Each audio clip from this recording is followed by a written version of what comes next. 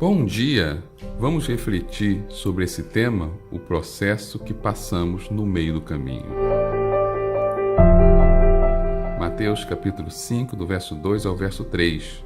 E abrindo a sua boca os ensinava dizendo: Bem-aventurados os pobres de espírito, porque deles é o reino dos céus.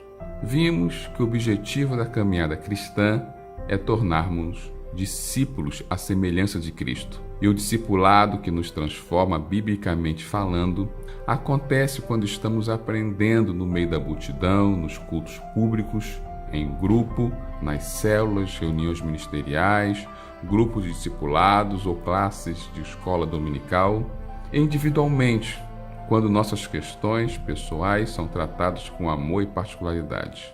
É claro que o discipulado nos ensina a ter um relacionamento íntimo com Cristo, mas não nos tornamos discípulos, nos isolando das pessoas e da igreja.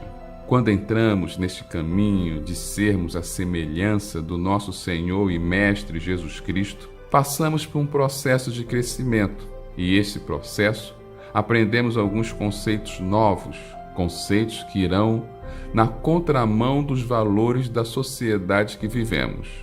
Jesus ensina a multidão no seu famoso Sermão do Monte estes conceitos que precisamos entender e viver para verdadeiramente passarmos pelo processo de transformação de pessoas comuns, de membros de igreja, de religiosos, para discípulo.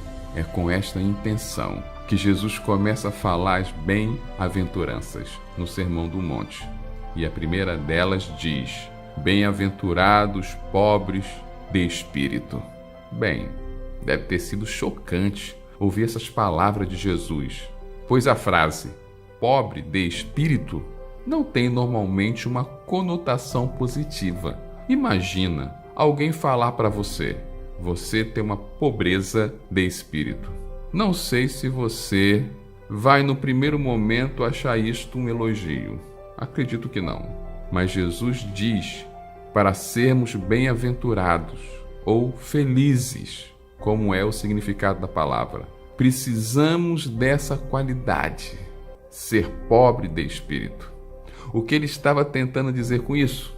Pobre é uma pessoa necessitada, que tem dificuldade para o seu sustento, que muitas vezes precisa de ajuda para conseguir sobreviver.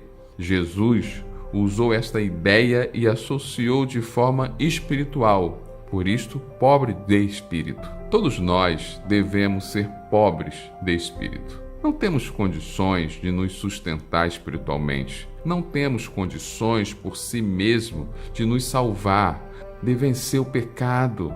Precisamos que Jesus nos sustente. Mesmo crescendo espiritualmente, nunca seremos dependentes. Vamos continuar precisando do sustento do Cristo. Devemos ser dependentes desse sustento espiritual em todo momento de nossas vidas.